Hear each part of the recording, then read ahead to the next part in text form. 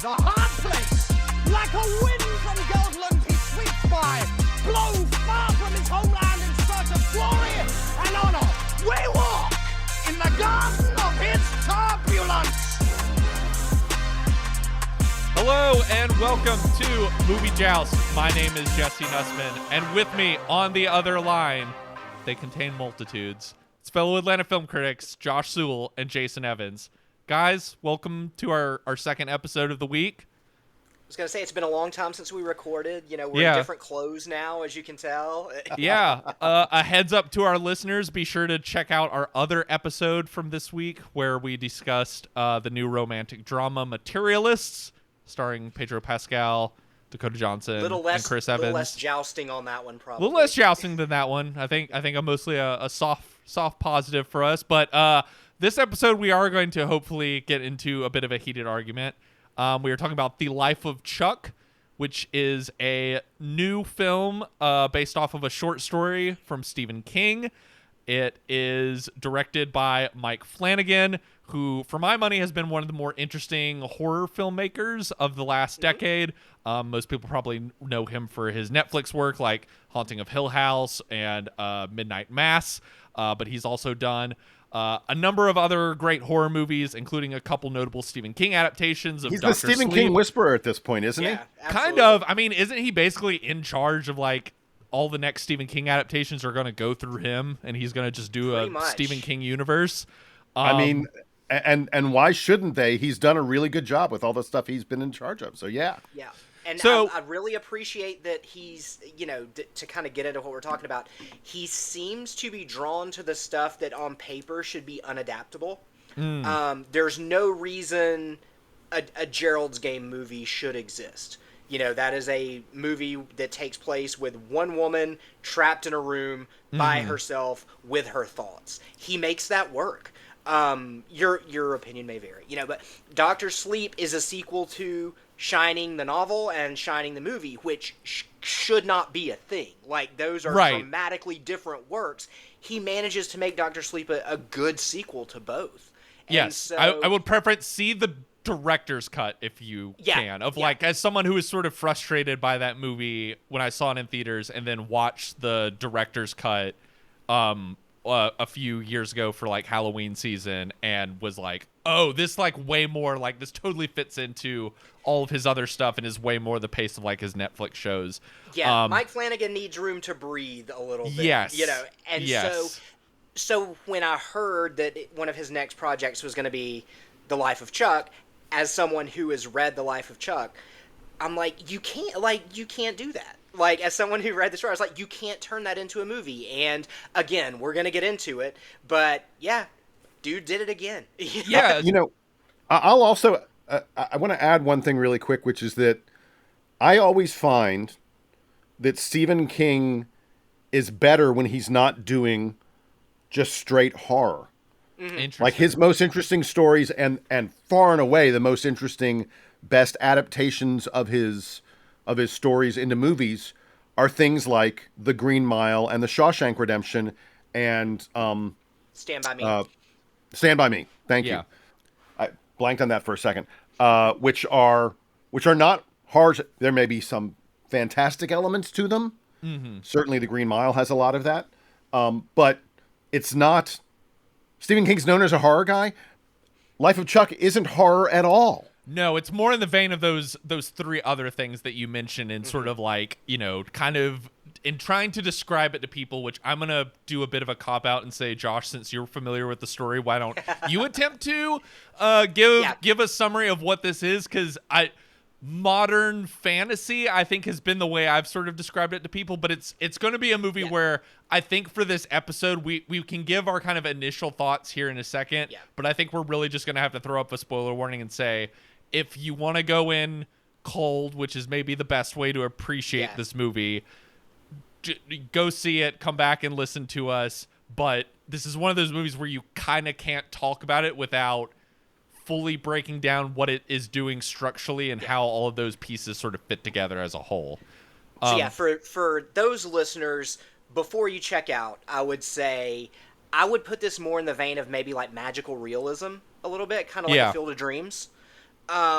where people just accept that spiritual or otherworldly things are happening, and there's nobody in the movie to go, wait a minute, this is weird. Like, it's just a world where these things are accepted. Well, but they are, but we should be clear. They aren't a big part of the story. No, really, it's for the most part, the story is not about any of that, as you say, magical realism. It's a very simple human story that is told in very at times abstract but also fantastical ways, I suppose. So I will it's basically, look, it's a story of one guy and why we should care about him. Yeah, it's so the marketing bills it as the extraordinary tale of an ordinary man. You know, and so the conceit is that it's 3 acts that play out in reverse. So you start in a world that Chuck inhabits in some way, as the movie spells out how it connects. The middle part is, you know, one afternoon in 30-something Chuck's life, and then Act 1, which we see last, is his childhood with his grandparents. So, and it's just how his life plays out, sort of in reverse. And so that's the spoiler-free version that we can deal with. So, Josh, I know you really love this movie. You told me it was one of your favorites of the year thus far. I'm kind of frustrated by this movie. Neither of us have talked to Jason. Jason just saw it last night. So maybe you're the best person to go to first for what did you think of The Life of Chuck? So, as we said, and are we now into spoilers? What? Just give your kind of general like did you enjoy the experience, and then we can throw up. I'll put in like a spoiler siren, and then we'll really go to town and talking about each of the 3 acts. I enjoyed the film. It is very, very well made. There are a number. Boy, it's just a great cast, and everyone in this cast is kicking butt, including like little kids and the such. Everyone is just kicking butt. That's Flanagan that Mike Flanagan is fantastic with kid actors. Yeah. Flanagan gets such good performances out of every single person. Mm-hmm. So it is a high quality film. Now, did I enjoy the journey that it took me on? Did I feel completely satisfied by it? No. And when it ended, I was a little bit like, really? That's where we were going? But it's fine. And it is great filmmaking, and I think it's the kind of film that when it's over, you will want to talk about. You're going to want to talk about how Act 3 relates to what we learn in Acts 1 and 2, and you're going to want to talk about what it means at the very ending for the way it ends and how that impacts characters' lives and things like that. I mean, there's some interesting concepts there. Just times it's a little bit slow, and I didn't feel as connected to the story as I had hoped I would. So let's throw up a spoiler warning now.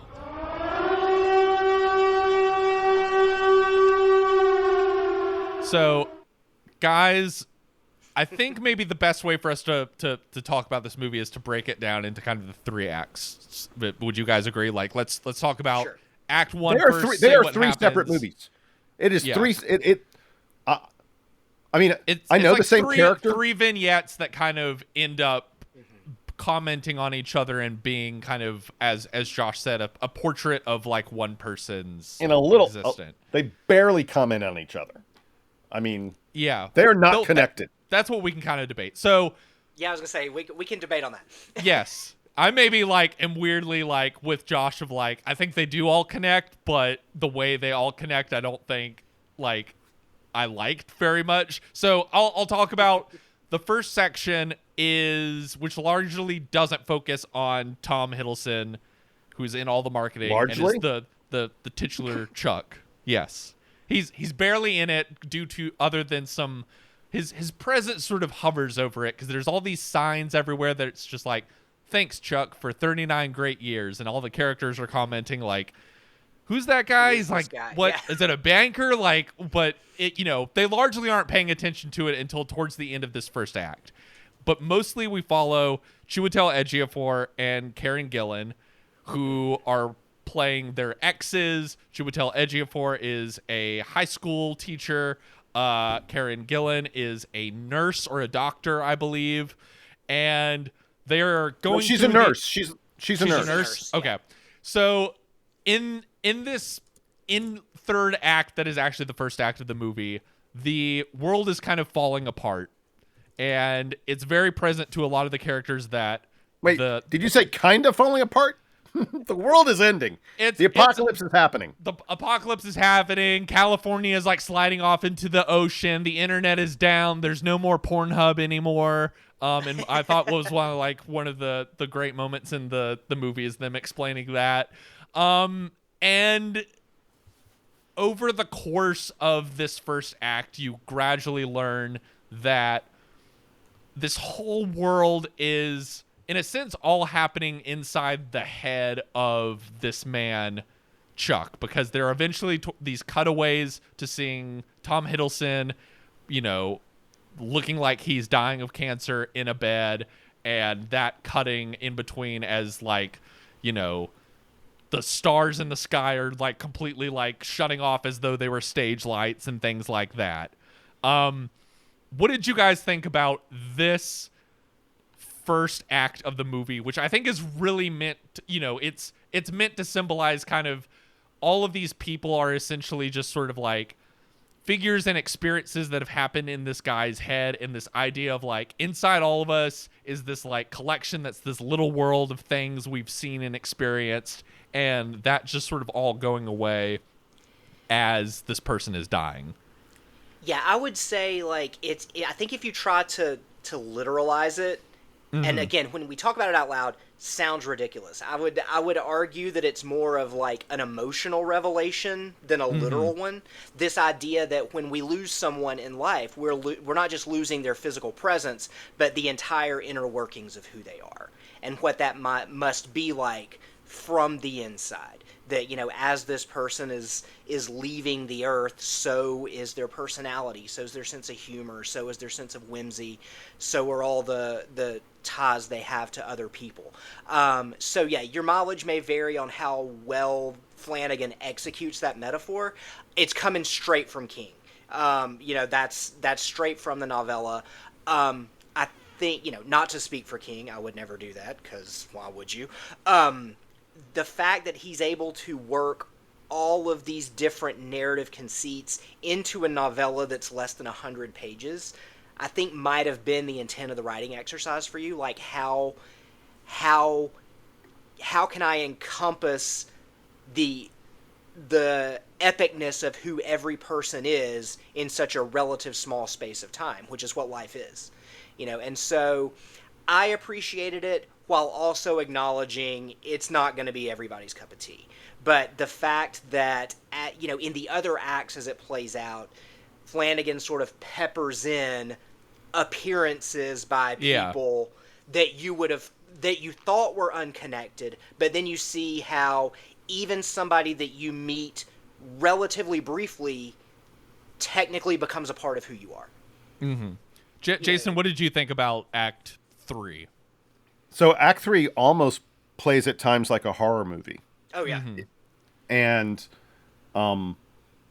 I think part of my problem with it was, as I came to realize that we're seeing the inside, so to speak, of Chuck's mind, and that as Chuck is dying, this world is dying, I was a little bit like, wow, we're really putting these people, these characters, because they do a great job of making the characters in Act 1, Act 3. How do we refer to it? It's Act 3, but it's Act 1. Let's call it Act 3 is first. We're Act going 3 is in first, reverse, Act people. 2 is Act 2. Yes. Yeah. They do a great job of making these characters very real and very full. I mean, man, there's a what's his name? Matthew Lillard. Matthew Lillard. Oh, he's so good in that one scene. He gets one scene and just kills it. He comes in for 10 minutes and crushes the movie. Is so good, and I was so connected to his character.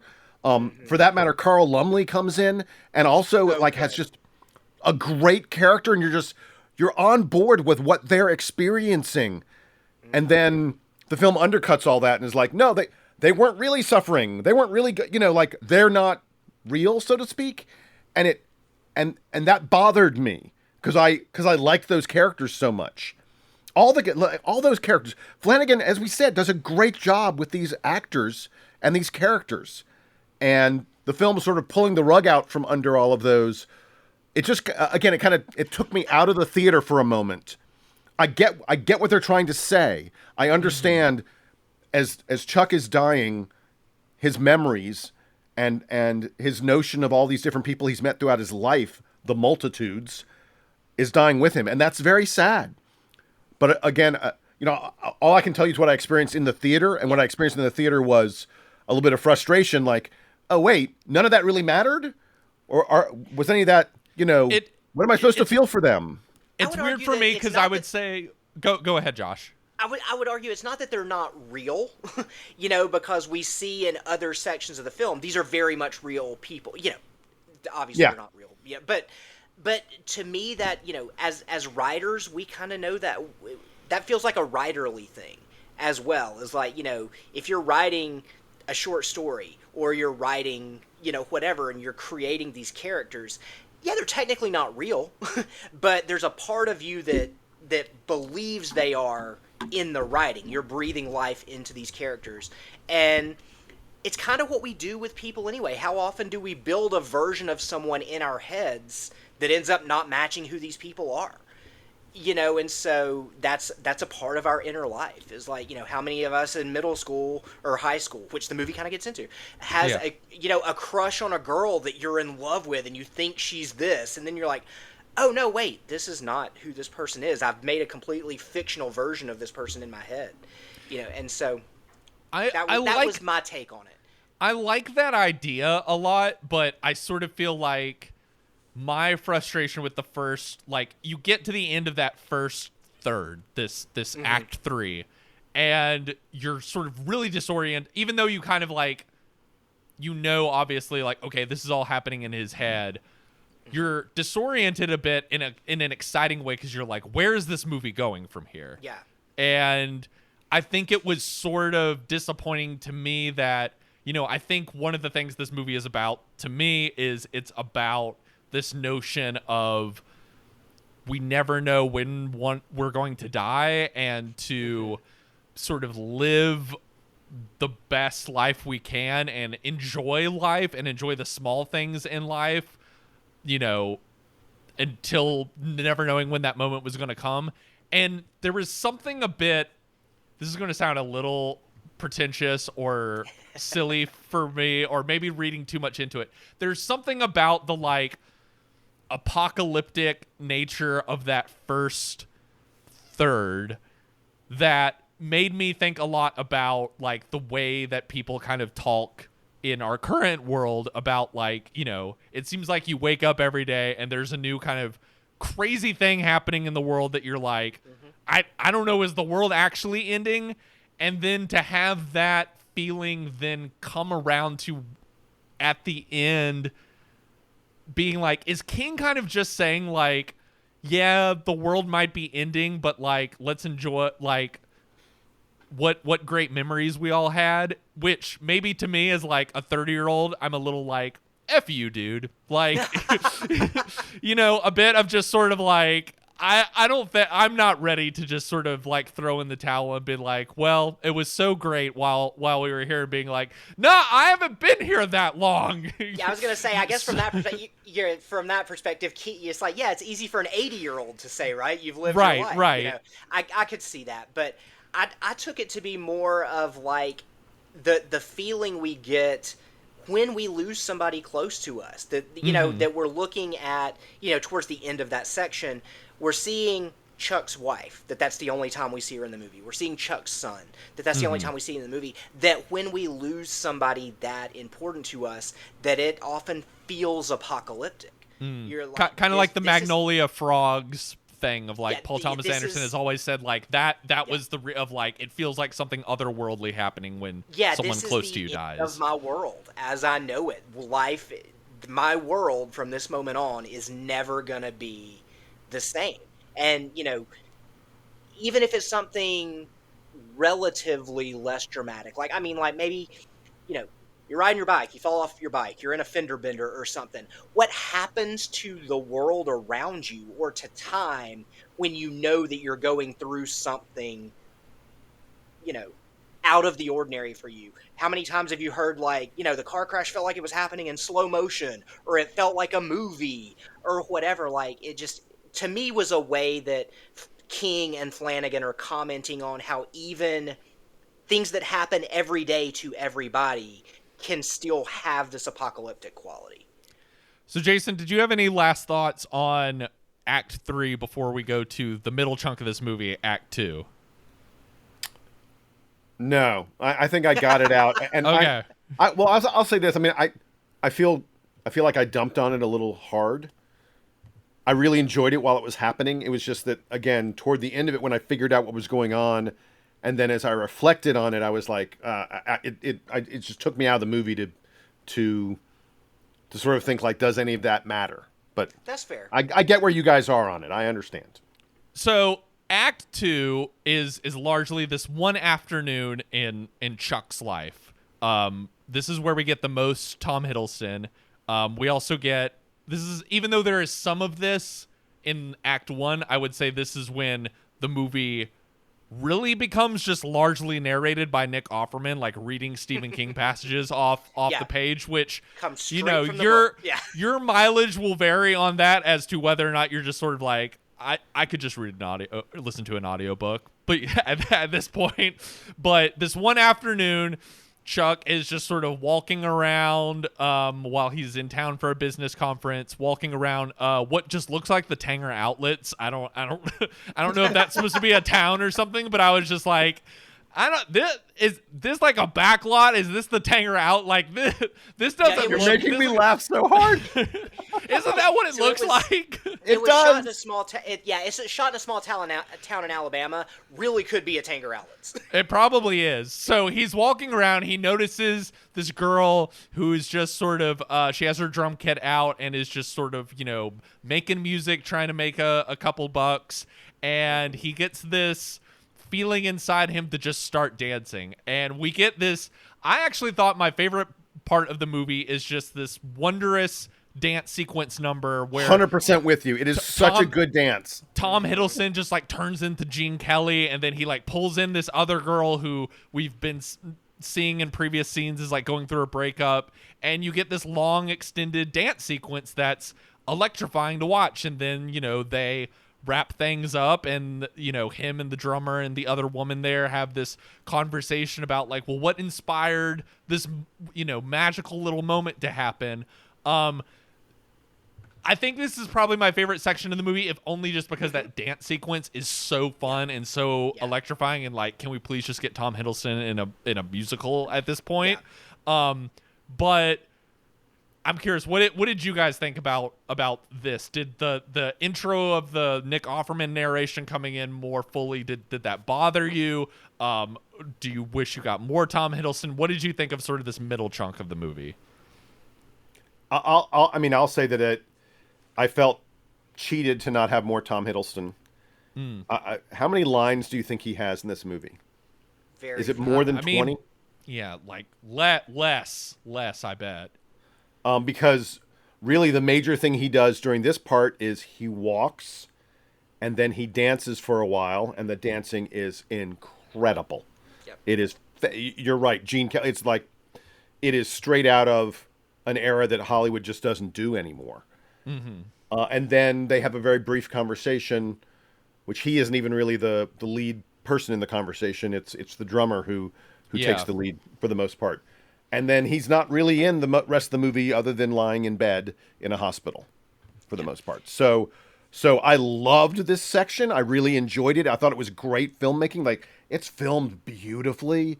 The music sounds great. Everything about it. The sound of their footsteps on the sidewalk, everything about it is just top notch. But I left it feeling a little bit like, wait, am I going to get more Tom Hiddleston? And then I didn't. Yeah, I think it's meant to kind of have this idea of, I think, like, us not always realizing what, like, the impact our actions have on other people. Like, it's weirdly the one section of the movie where I think like I'm most locked into the sort of galaxy brain, like bong hit optimism of this movie, and just sort of being like, no, okay, yeah, life is full of these like fun little weird moments and stuff. Like I connected much more emotionally to this scene and what it could mean to the way I see living my life than Acts 3 and 1. But Josh, what did this sort of middle chunk mean for you? So yeah, this is where I can, do the cheesy Jesse thing and say I contain multitudes, because everything Jason said, yes, like I love this section of the movie. This is also the section of the movie that clearly shows you the difference between a novella called The Life of Chuck and a film called The Life of Chuck, because in a novella, Chuck can sort of still exist in his Chuckness when there's not a specific scene about him. But this is also the part in the film that makes you realize if you call a movie The Life of Chuck and cast Tom Hiddleston as Chuck, I think people are going to be really pissed that Tom Hiddleston's only in this movie for 20 minutes. And I can't fault them for that. He kills it in these 20 minutes. And like you said, I'd love to see him in a musical. I feel like the Nick Offerman narration, I love how quirky it is. A lot of that is just verbatim King, but putting that in Offerman's voice, like, dude's got a voice, and I just feel like I wish Flanagan would have, like, more evenly dispersed that. I get why he couldn't in the first part. I mean, there has to, if you don't have Nick Offerman's narration, you don't know what's going on. No. And so that part I respect. I wish it would have been a little more consistent. Also want to give a shout out to Taylor Gordon, whose stage name is the Pocket Queen. She's the drummer. And good Lord. Like, she's not only killing. She's killing an it. Incredible drummer, such a great actress even when she doesn't have lines. Her facial expressions are so great. Like, she goes from, who is this white guy? What is he doing? Is he going to mess me up? Am I not going to make my money in the hat today? To, you can watch through her facial expressions the way her opinion of this guy changes. And to me, just as strong a performance as Hiddleston, even though Hiddleston's the bigger name. And she's giving him all kinds of signals with her eyes and other things like that. It's really, it's beautifully done. It's just beautifully done. It's, I think, one of my favorite scenes in a movie, this year, even though I don't think I quite like this. I'm not very big on this movie, but that one scene of him dancing, I think, is one of the most enjoyable scenes of the year.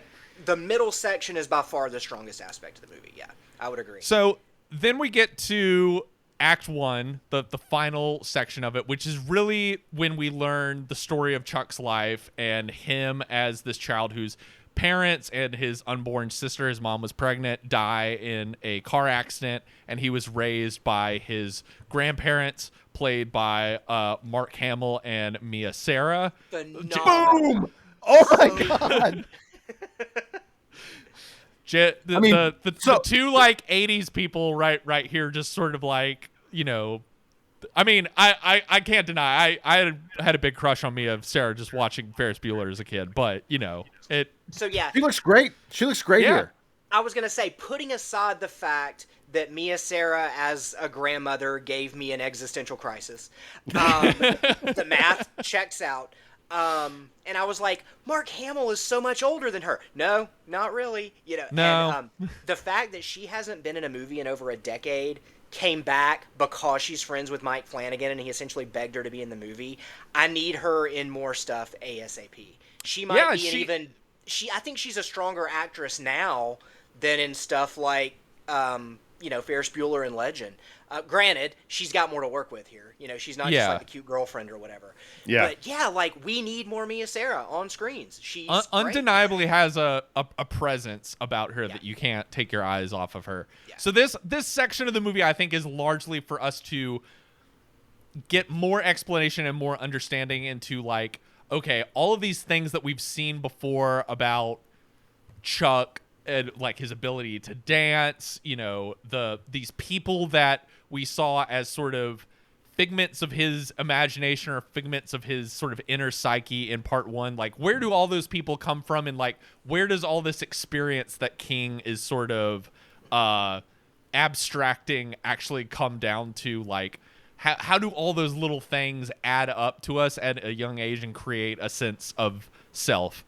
I will say this is by far my least favorite part of the movie, and maybe the version that like really went me like full eye roll of just like, this section of the movie is so that there's nothing like wrong with it. Like, this is not one of those movies that like I dislike because, you know, there's some sort of narrative issue or, you know, a character that's obnoxious or something. It's just like a tone this movie hits that is very, very like, aw shucks, like dentist office poster optimism that is just like, I'm allergic to it. And I think this movie that is like so narratively and structurally ambitious, for it to kind of get down to the end in this movie and it being like, live each day as if it's your last. I was sort of like, wow, this movie is sort of like trite and has like nothing there, and is for as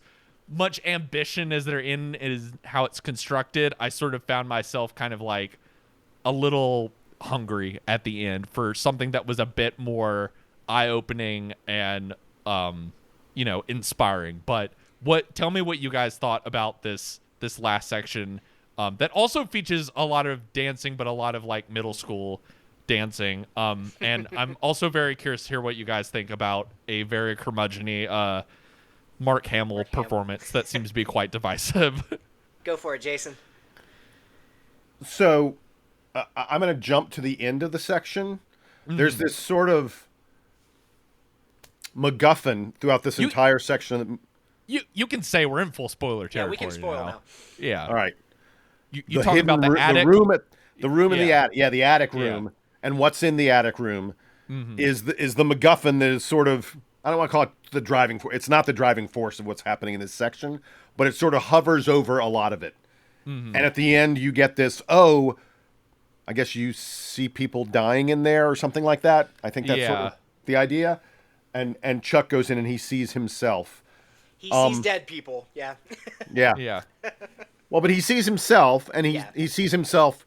I guess it's at that point he's about 17 or so. So he sees himself about 20 years in the future. 20. And we've previously seen his grandfather go up there and have these kind of shocking reactions, and his grandfather has like some unusual behavior that sort of gets explained as like he's probably gone up there and seen people he knows see how they die, and even see how he himself will die. Right. So Chuck sees, here is me dying. I think at 17 he would recognize, I don't look really old, you know? Mm-hmm. How does it impact his life? Like, the story should have been how that impacted his life, how that impacted the choices he made, and how it shaped who he became. But we don't get any of that. We jump from, because that's the last scene in the movie. Movie's over. And when we see Chuck at a later age, when we see him dancing, I don't get any sense of, he's been changed. He's been, so to me, like the great setup of the movie, and especially in telling it backwards in this way, should have been, this is why he became who he became. But I don't get any sense of that. So I found it disappointing. Maybe Josh, does it play out differently in the book? Yes and no. I know that's straddling the fence. I would argue that's what the dancing's for. That one day in Chuck's life is designed to sort of represent how that knowledge of his future not forces him, but helps him make the choices he makes. That that most of us, any other day, we might have like nodded our head to the beat and kept walking. He knows he doesn't have a lot of time left. He's going to dance. Now, Jesse, if you want to say that this is Hallmark card, like schmaltzy BS, I can see that view. But to me, it works in that, because when he's sitting with them later in that section at the table talking, commenting on the fact that he's getting headaches more and more. This is him knowing what's coming, and that it kind of helps you see this is how that's what's leading him to make the decisions like dancing. We don't get to see his entire life, even though it's called The Life of Chuck, right? To me, that's part of the irony of the film, is that you're getting to see just small glimpses of this man's life that are supposed to represent the entirety. I think, and everybody's, interpretation of that may vary, but I think the last section, Act 1, worked better for me than it did for Jesse, because I feel like each act adapted tones to match where the protagonists are at that moment. And so for the fact that it is, even though there's some of the darkest stuff that happens, right? Like this lovable, crotchety grandpa is also a raging alcoholic. Like he lost his parents in a horrible car crash. He's gonna lose his grandmother in a stroke at the grocery store. Like some really bad things are happening in this section, but we still get the childlike wonder and whimsy because that's where Chuck is in his life. You also get, this is where we also see Chiwetel Ejiofor's teacher again, and Karen Gillan's you nurse see where again. the dancing comes from. Yes. From like he's watching The grandma musicals taught him with to dance. his grandmother, and his grandmother This is- teaches him. And This is also where people who have followed Mike Flanagan throughout his career are going to see those same faces that he works with all the time. Kate Siegel, his wife, plays a teacher that lays out the thesis of the movie to you while she's holding Chuck's head in her hands, right? So for the people that didn't understand the first act, which was Act 3, they literally spell it out for you, right? The book doesn't do that. But you've got Samantha Sloyan, who plays the PE dance teacher, who, if you've seen Midnight Mass, that shows you what an incredible actress she can be, because you hate her in Midnight Mass. She's great in this. You're about to hate her again, because Mike Flanagan is doing a Carrie limited series for Amazon. Guess who's going to be Carrie's mom? I was like, oh, yeah. really? I was like, she kind of already played Carrie's mom in Midnight Mass, but but yeah, to see some of these familiar faces again, maybe I was okay with the whimsy, because I was feeling some of that whimsy from seeing the Flanagan players again.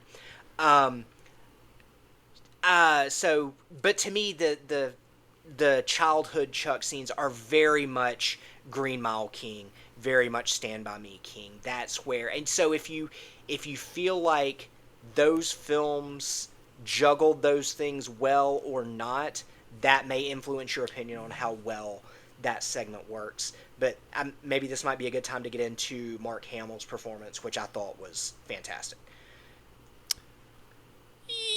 Yeah, I don't think he's bad, but it did feel a little like it didn't quite hit the same like emotional core for me, and Mark Hamill, he can be a very hammy actor, and this felt a little like I'm Geppetto from Pinocchio at some point. He does look a little Geppetto-ish, yeah. I think that because his character, Mark Hamill's character, the grandfather, is frustrated, upset, sad about loss in his life, we don't connect with him a lot. We connect with Mia Sara's grandmother a whole lot more. And then when she is gone, even then we don't, Mark Hamill does a great job with what I think is a fairly limited and kind of a one-note sort of character. I thought Mia Sara's character was more interesting, and we care about her a lot more. Mm-hmm. So, do you guys have any final Life of Chuck thoughts before we wrap up here? Josh, I appreciate your defense of this movie. While still for me, I get how all the pieces fit together, and to me that that last part is sort of saying the whole movie is sort of saying we're a collection of all these different experiences and people that have impacted us through our lives, and then in Act 2 showing how the smallest gestures we do impact other people, and then Act 3 how other people's actions and gestures create who we are. It just sort of got to the end, and it was oh, that's all? Like it just sort of felt like a movie that's Exactly. message and things it was trying to say about life were sort of smaller than the sort of elaborate construction that had sort of been put up around it, if that makes sense. I can see that, and I think I'm at the same place you are, just on the other end, where to me that was kind of the point, that it's the movie's way, and again, this could be cheesy, is the idea that every person's life is the world from that person's perspective, and I don't know how well that translates cinematically versus on the page, but it worked for me. I mean, it's a quality film. It features some great acting.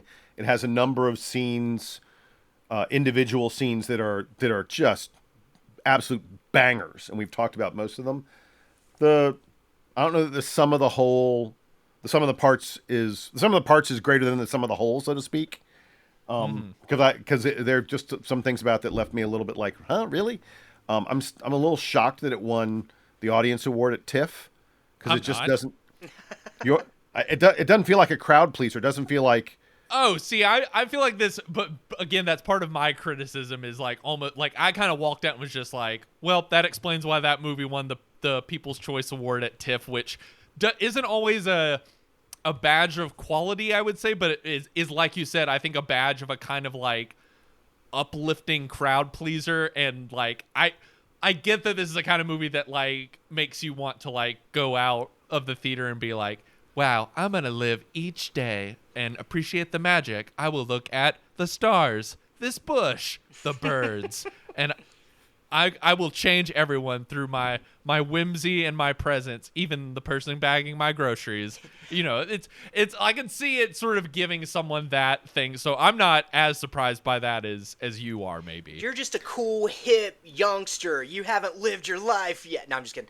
I will say I am a little surprised that, as even though it is a very dark movie in places, the sort of sunnier worldview that it seems to purport, it was weird, and I'm not a prude by any stretch of the imagination, obviously. Anora was our #1 movie of last year, but it was weird to me that he went for the R in this one, because I feel like... This is R? It's R, yeah. Get the F out. This is why we need to just, the rating system is just so stupid. And it's because of a few F-bombs in the Chiwetel Ejiofor section, and the redhead that Tom Hiddleston danced was with, after she gets dumped by her boyfriend, she unleashes like a ton of F-bombs while she's walking.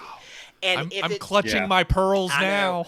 But think of the children. I know, but I feel like if they got rid of those things, which didn't bother me at all, it feels like you get rid of that R rating and open this up to a much more... Not that there are a ton of 15-year-olds trying to see the life of Chuck, but I feel like if you take that out, this is a movie you can go see with your grandparents, as opposed to... we live in the South. It's the Bible Belt. They're like, oh, you can't see an R-rated movie. That's that's bad. So I feel like he's kind of limiting his audience a little bit, but that's somebody else's problem, not mine. I'm fine with it. I loved it, but it was just an interesting choice to me. Hey, my last thing, really, really quick, having nothing to do with this movie. Later this year we get another Stephen King short story novella that gets adapted into a film, In the Long Walk, with Mark Hamill in a much different performance. Is he in that one too? Much different character. Yeah. And Cooper Hoffman is the star. I love Cooper Hoffman. I'm just waiting for the moment. Do you guys know the Stephen King story that I'm desperate to see made into a movie? Have either of you read Eyes of the Dragon? Yes. No, but you have talked to me about this this story. Can we please make this happen? This is one of the best fantasy stories ever written. Can we please make this into a movie, please? Supposedly, Mike Flanagan is still making progress on the Dark Tower adaptation. Stop that. Stop that. That's impossible. But I think if he can get that going, Eyes of the Dragon gets a lot easier to make. I know, because it's sort of... but don't even try and connect it. Don't. Just do Eyes of the Dragon. Please. Well, sounds like we'll have a couple more opportunities to talk about King as the year progresses, because we also got... he's Running Man. Yeah, we got Running Man, Long Walk. So... Good year for King. Yeah. Well, guys, thanks again. For our listeners, be sure to check out our review of Materialists, also available on the same feed. And we'll catch you next week.